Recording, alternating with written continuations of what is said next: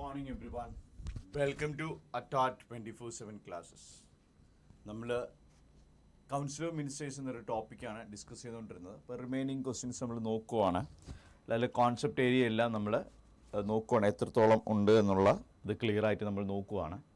അപ്പോൾ നമ്മൾ കഴിഞ്ഞ ക്ലാസ്സിലെ വീഡിയോസൊക്കെ നിങ്ങൾ കാണുക. അപ്പോൾ നിങ്ങൾക്കൊരു ക്ലിയർ ഐഡിയ കിട്ടും, സബ്ജക്റ്റിൻ്റെ റിലവൻസും ഒക്കെയും അതിൽ നിന്നൊക്കെ മനസ്സിലാക്കാൻ കഴിയും, എത്രത്തോളം ഉണ്ടെന്ന് അനലൈസ് ചെയ്യാൻ പറ്റും അല്ലേ. അപ്പോൾ നമ്മളിപ്പോൾ ബാക്കി ക്വസ്റ്റ്യനിലേക്ക് പോവാണ്. മൊത്തം ടോട്ടൽ 5 ക്വസ്റ്റ്യൻസ് ഉണ്ട്.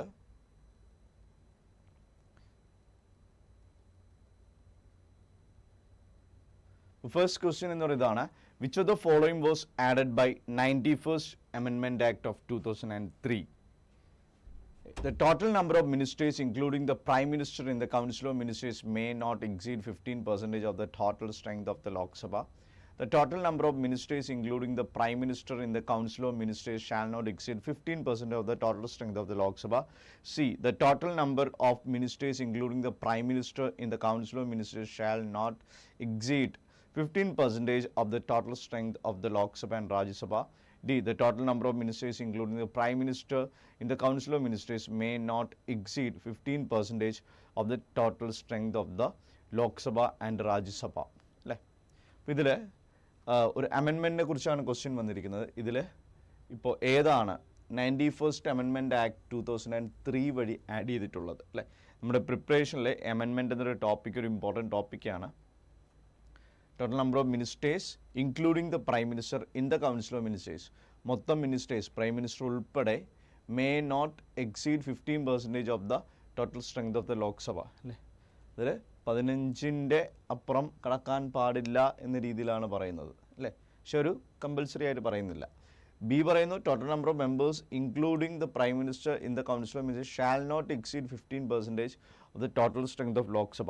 ലോക്സഭയുടെ ടോട്ടൽ സ്ട്രെങ്തിൻ്റെ 15% കടക്കാനായിട്ട് പാടില്ല എന്ന രീതിയിൽ ഉറപ്പിച്ച് പറയുന്നുണ്ട്.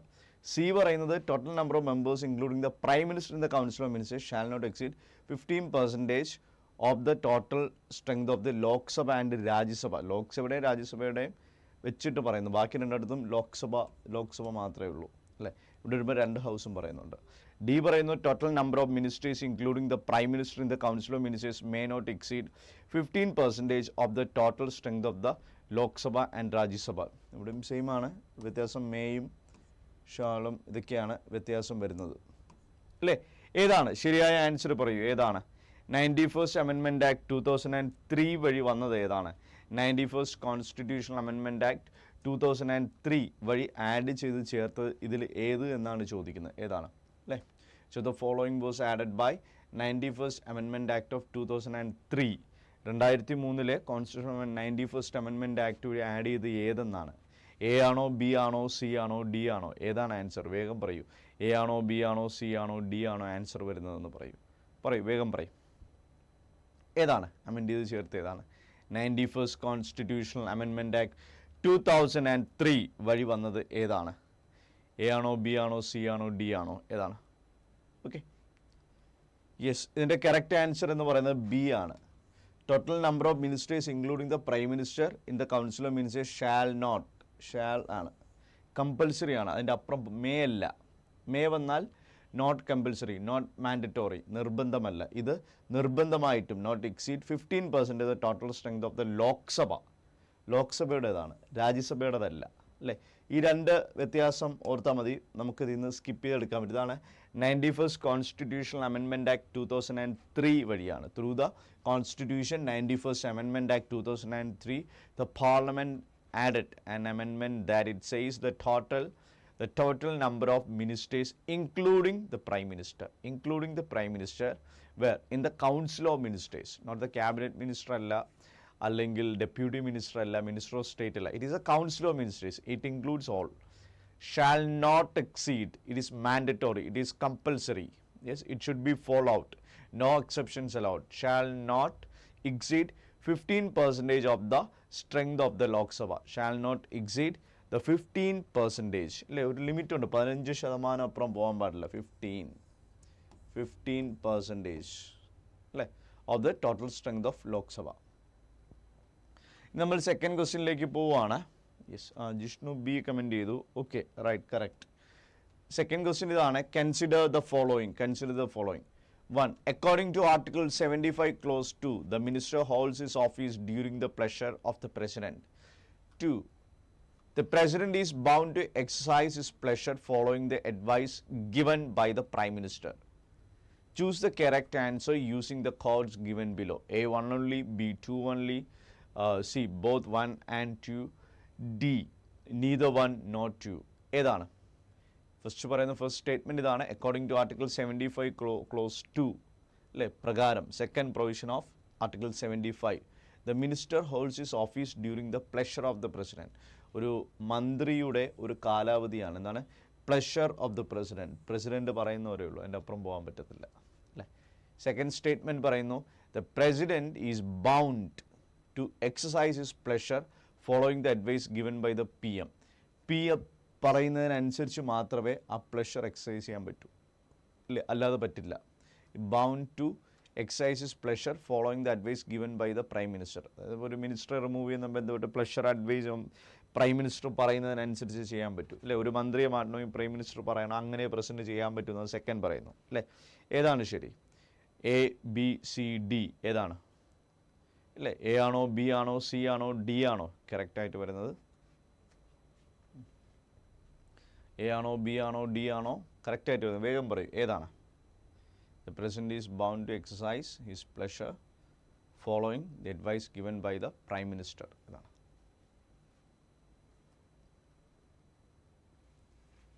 ഏതാണ്? വേഗം പറയൂ. A ആണോ, B ആണോ, C ആണോ, D ആണോ ആൻസർ വരുന്നത്? ഏതാണ്? Which one is correct? ശരി ഏതാണ്? A, B, C, D ഉണ്ട്. A 1 only, B 2 only, C both 1 and 2, 3 neither 1 nor 2. ഏതാണ്? A ആണോ, B ആണോ, C ആണോ, D ആണോ അല്ലേ. ഡോക്ട്രിൻ ഓഫ് പ്രഷർ എന്നൊരു ടോപ്പിക്കുണ്ട്, അതുമായിട്ട് ലിങ്ക് ചെയ്ത് വരുന്നതാണ് അല്ലേ. ഏതാണ്? വേഗം പറയൂ, വേഗം ആൻസർ വരൂ, വേഗം വരട്ടെ. ഏതാണ് അല്ലേ? ഓക്കെ, ഇതിൻ്റെ ആൻസർ C ആണ്, ബോത്ത്. അങ്ങനെയുണ്ട്. പ്രസിഡന്റ് സ്വന്തമായിട്ട് തൻ്റെ പ്ലഷർ എക്സസൈസ് ചെയ്യാൻ പറ്റില്ല, എപ്പോഴും അഡ്വൈസിലേ താൻ ചെയ്യത്തുള്ളൂ. Then consider the following. If the Prime Minister thinks that the presence of any ministry is detrimental to the efficiency, integrity or policy of government, he may drop him from the cabinet or advise the President to remove him from the cabinet. Listen to him. Remove from the cabinet. അല്ലേ? അതായത് ഒരു prime മിനിസ്റ്റർക്ക് ഒരു minister പ്രവൃത്തിയൊന്നും ശരിയല്ല, ദോഷം ചെയ്യുന്ന ഒന്നാണ്, government പോളിസിക്ക് എതിരാണെന്ന് തോന്നിക്കഴിഞ്ഞാൽ prime മിനിസ്റ്റർക്ക് പ്രസിഡന്റിനോട് പറഞ്ഞ് മാറ്റാമെന്നാണ് പറയുന്നത്. Article 74 provides for a council of ministers with the prime minister at the head to aid and advise a president in the exercise of his functions. 74 പറയുന്നത് കൗൺസിൽ ഓഫ് മിനിസ്റ്റേഴ്സ് ഉണ്ട്, അതിൻ്റെ head prime minister ഉണ്ട്. എന്തിനാ? To aid and advise a president in the exercise of his function. എവിടെ function exercise ചെയ്യാൻ? Aid അഡ്വൈസിലാണ് പോകുന്നതെന്ന് second പറയുന്നു. തേർഡ് പറയുന്നു constitution provides that if a ministry that has lost the confidence of the Lok Sabha must resign. ഒരു മിനിസ്ട്രിക്ക് ലോക്സഭയുടെ confidence resign ചെയ്തേ പറ്റൂ, രാജിവെക്കണം. Choose the correct answer using the codes given below. A 1 only, B 1 and 2 only, C 1 and 3 only, D 1, 2 and 3. ഏതാണ്? Third question ഏതാണ്? A ആണോ, B ആണോ, C ആണോ, D ആണോ വരുന്നത് അല്ലേ? ഏതാണ്?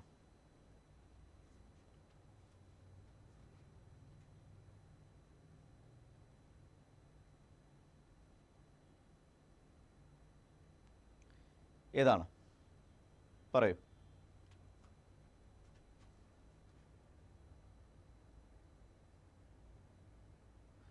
A ആണോ, B ആണോ, C ആണോ, D ആണോ? ആൻസർ ഏതാണ്? വേഗം പറയൂ, ഏതാണ് ഇതിൻ്റെ ആൻസർ? ചാറ്റ് ബോക്സിൽ വേഗം കമൻറ്റ് ചെയ്തോളൂ, ഏതാണ് അല്ല. ഇതിനെക്കുറിച്ചൊക്കെ ഡീറ്റെയിൽ ആയിട്ട് പഠിക്കാനായിട്ട് അറ്റാ 24/7 KS ബാച്ച് ജോയിൻ ചെയ്യുക. കേരളത്തിൽ തന്നെ ഏറ്റവും കുറഞ്ഞ ഫീസിൽ, ഏറ്റവും കുറഞ്ഞ ചിലവിൽ KS പഠിപ്പിക്കുന്നത് അറ്റാ 24/7 ആണ്. ഏറ്റവും കുറഞ്ഞ ചിലവിൽ KS പഠിപ്പിക്കുന്നത്. Y617 എന്ന കോഡ് യൂസ് ചെയ്ത് ജോയിൻ ചെയ്യുക. ഏറ്റവും കുറഞ്ഞ ചിലവിൽ നിങ്ങൾക്ക് KS ഇന്ന് പഠിക്കണമെങ്കിൽ അത് അറ്റാ 24/7 മാത്രമേ ഉള്ളൂ. ഈ Y617 എന്ന കോഡ് യൂസ് ചെയ്ത് ജോയിൻ ചെയ്താലുള്ള ബെനിഫിറ്റ് എന്താണ്? ഈ കോഡിൻ്റെ ഒരു പ്രത്യേകത, ഫീസ് കുറഞ്ഞ് കിട്ടും. അതാണ് ഇതിൻ്റെ പ്രത്യേകത അല്ലേ. നല്ല രീതിയിൽ ഫീസ് കുറഞ്ഞ് കിട്ടും.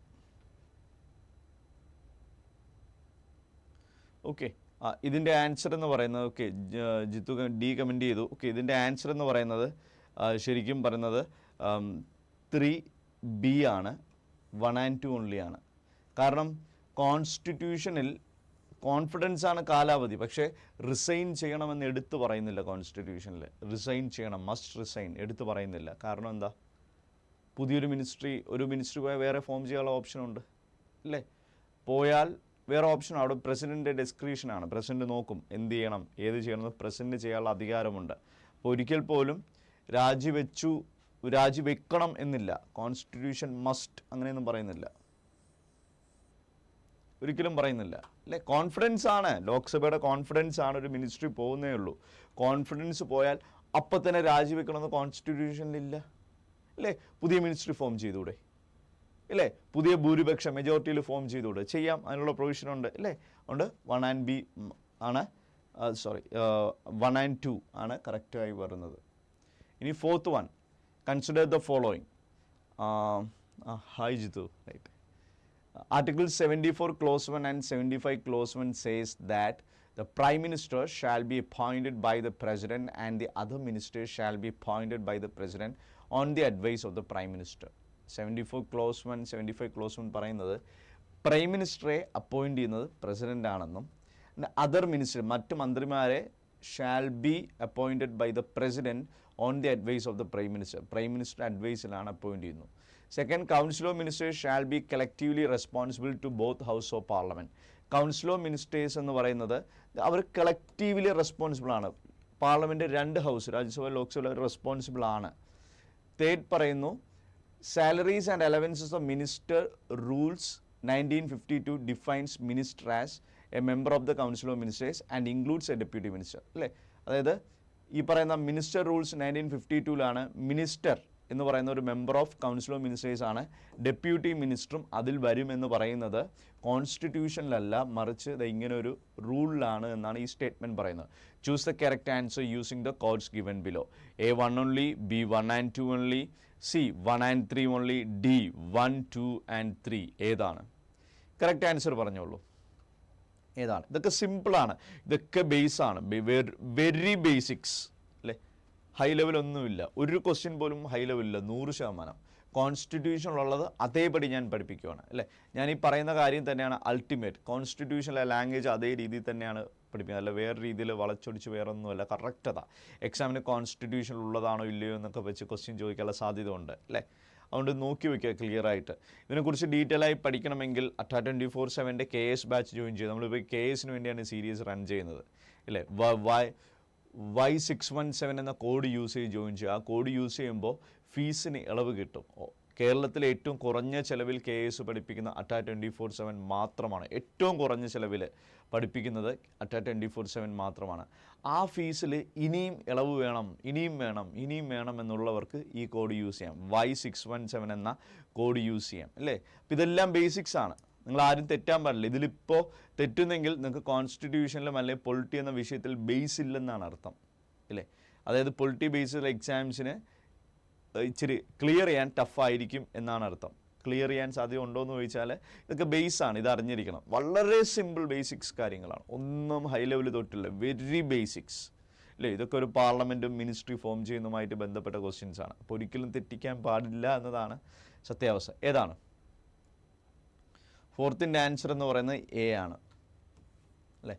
ഇവിടെ 74 clause 1 and 75 clause 1 says that Prime Minister shall be appointed by the President. ആണ്, ഷാൾ, കമ്പൽസറി ആണ്. കോൺസ്റ്റിറ്റ്യൂഷനിൽ ഇതാ പറയുന്നത് പ്രൈം മിനിസ്റ്റർ അപ്പോയിൻറ്റ് ചെയ്യുന്ന ആരാ? പ്രസിഡൻ്റ് ആയിരിക്കും, president of India. Other ministers shall, compulsory ആരാണ്? Appointed by the president. But condition എന്താ? On the advice of the prime minister. On the advice of the prime minister.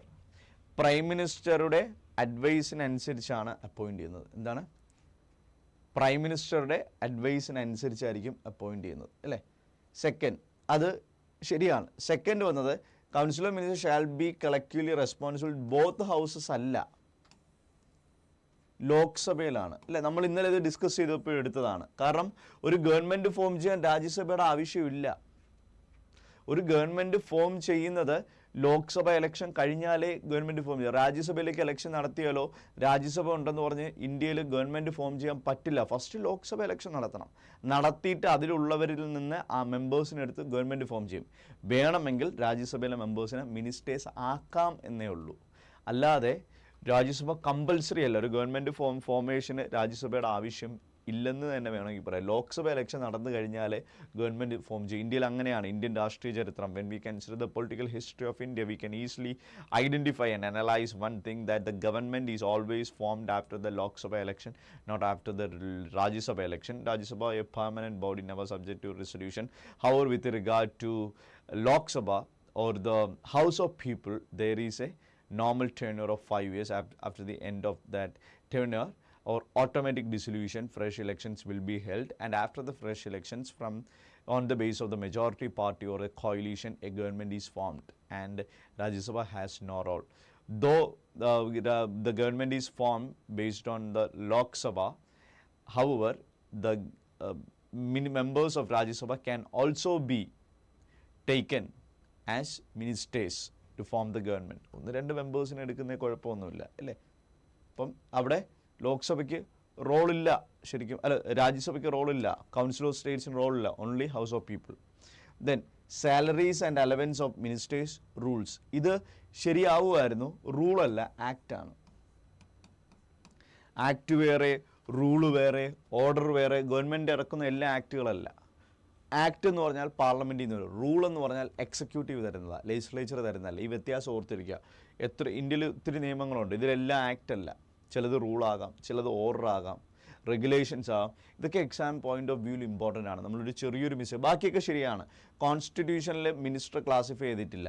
Council of minister, deputy minister എന്നൊക്കെ പറയുന്നത് minister, ഇത് salaries and allowance of ministers act 1952 കോൺസ്റ്റിറ്റ്യൂഷനിൽ അതിനെക്കുറിച്ച് ഒന്നും പറയുന്നില്ല. ഇതൊക്കെ വെറും basics ആണ് അല്ലേ. ഇതിൽ കോൺസ്റ്റിറ്റ്യൂഷനിൽ കൗൺസിൽ ഓഫ് മിനിസ്റ്റർ എന്നൊക്കെ ഒരു ടേം ഉണ്ടെങ്കിൽ കൂടിയും ഈ പറയുന്ന മിനിസ്റ്ററിൻ്റെ ക്ലാസിഫിക്കേഷനോ ഡെപ്യൂട്ടി മിനിസ്റ്റർ ഓഫ് സ്റ്റേറ്റ് ഇതൊന്നും കോൺസ്റ്റിറ്റ്യൂഷനിലില്ല. അത് പറയുന്നത് salaries and allowance of ministers act 1952 ആണ്, അല്ലാതെ റൂളല്ല. റൂളാണെങ്കിൽ പാർലമെൻറ്റിൽ നിന്ന് വരില്ല, അല്ലെങ്കിൽ ലെജിസ്ലേച്ചർ പാസ് ചെയ്യുന്നതല്ല. റൂൾ വരുമ്പോൾ executive. This is an act passed by the parliament of India. That's a difference. Last question ആണ്, consider the following. Classification of the members of the Council of Ministers into different ranks is based on the English practice അനുസരിച്ചാണ്. The Constitution gives a free hand to the Prime Minister to constitute the Council of Ministers. Only the member of House of People is appointed as a minister. Choose the correct answer using the codes given below. A 1 only, B 1 and 2 only, C 1 and 3 only, D 1, 2 and 3. ഏതാണ്?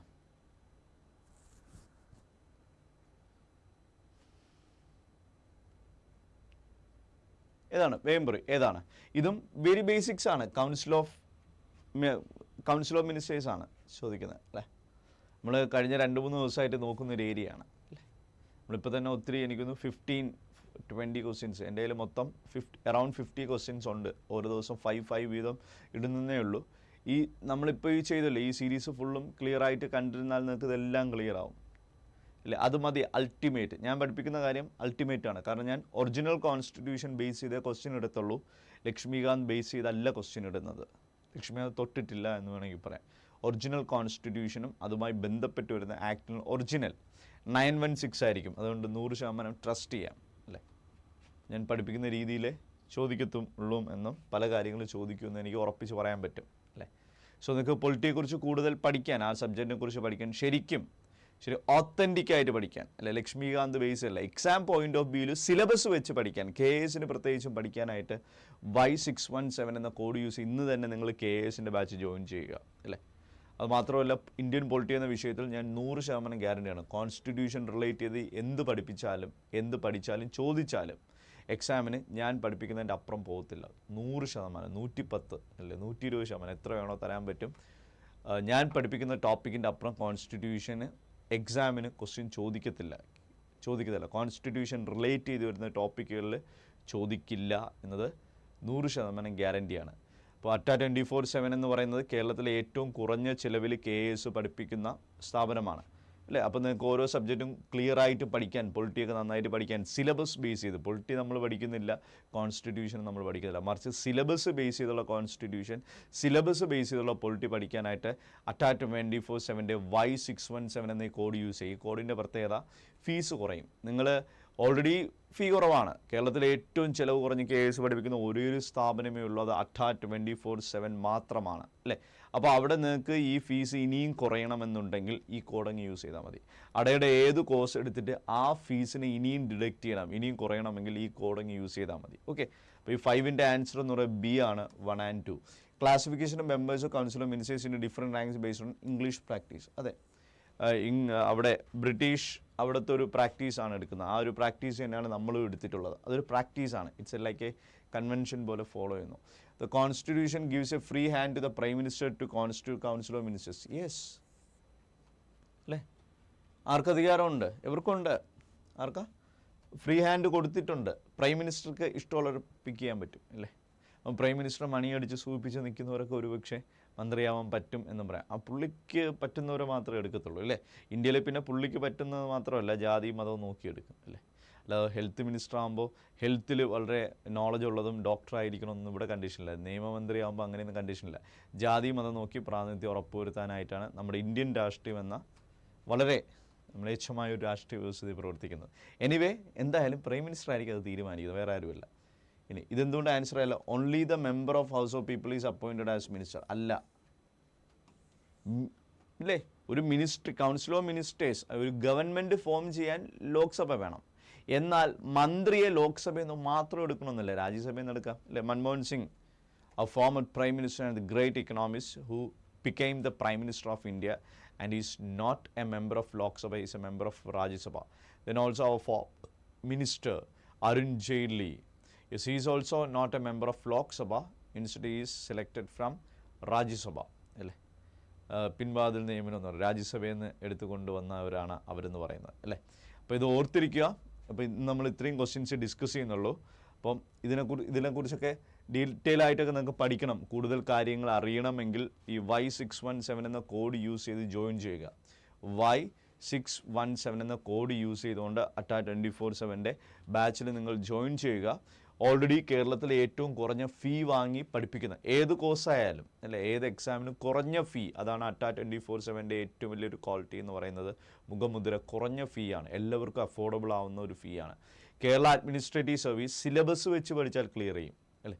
Kerala administrative സർവീസിന് വേണ്ടി എന്തും പഠിച്ചാൽ clear ചെയ്യില്ല, വേറെ എവിടെ കോച്ചിങ്ങിന് വേണ്ടി ജോയിൻ ചെയ്യില്ല. അറ്റാറ്റ് 24/7 പ്രത്യേകത ഫീസ് കുറവ് മാത്രമല്ല, സിലബസ് വെച്ച് ഞങ്ങൾ പഠിപ്പിക്കും. സിലബസിൻ്റെ അപ്പുറം ഇപ്പുറം ഒന്നും പോകത്തില്ല, സിലബസ് വെച്ച് ക്ലിയർ ആയിട്ട് പഠിപ്പിക്കും. അപ്പോൾ ആ സിലബസ് വെച്ച് ക്ലിയർ ആയിട്ട് പഠിക്കണമെങ്കിൽ നിങ്ങളൊരു കാര്യം ചെയ്യുക, അറ്റാറ്റ് 24/7 ബാച്ചിന് ജോയിൻ ചെയ്യുക. അപ്പോൾ ഞാൻ ഓൾറെഡി പറഞ്ഞു, ഏറ്റവും കുറഞ്ഞ ഫീൽ പഠിപ്പിക്കണം. അത് ഇനിയും കുറയണമെങ്കിൽ Y617 എന്ന ഈ ഒരു കോഡ് ഓർത്തിരിക്കുക, മറക്കരുത്. അടയുടെ ഏത് കോഴ്സ് ഉണ്ടെങ്കിലും ഈ കോഡ് യൂസ് ചെയ്യുമ്പോഴാണ് നിങ്ങൾക്ക് ഡിസ്കൗണ്ട് കിട്ടുന്നത്. നല്ലത്, ഇപ്പോൾ 10 രൂപയുടെ ഫീ ആണെങ്കിൽ അത് 5 രൂപയായി കുറയും. അതുപോലെ നല്ല പൊട്ടൻഷ്യലുണ്ട്. സർവ്വശക്തനും സർവ്വവ്യാപിയുമായിട്ടുള്ള, അത് സർവ്വവ്യാപിയുമായിട്ടുള്ള ഒരു കോഡാണ് Y617. നിങ്ങളുടെ എല്ലാ ബേസിക് കാര്യങ്ങളെല്ലാം ഇവിടെ ഈ ഒരു കോഡിൽ, മീൻസ് ഏത് കോഴ്സിൽ ജോയിൻ ചെയ്താലും ഫീ റിഡക്ഷൻ എന്നൊക്കെ ഗ്യാരൻറ്റീഡ് ആണ്, 100%. ഈ കോഴ്സിൻ്റെ ഒരു പ്രത്യേകത, ഇത് ഗ്യാരൻറ്റീഡ് ആണ്, ഉറപ്പായിട്ടും കിട്ടുന്നത്. അപ്പോൾ മറക്കരുത്, അറ്റാറ്റ് 24/7 ബാച്ചിന് ജോയിൻ ചെയ്യുക. കോൺസ്റ്റിറ്റ്യൂഷനെ കുറിച്ച് ഡീറ്റെയിൽ ആയിട്ട് പഠിക്കാനൊക്കെ നിങ്ങൾ ജോയിൻ ചെയ്യുക. കോഡ് മറക്കരുത്, Y617. അപ്പോൾ നിങ്ങളുടെ ഫീസ് വീണ്ടും കുറയും. അപ്പോൾ നമുക്ക് അടുത്ത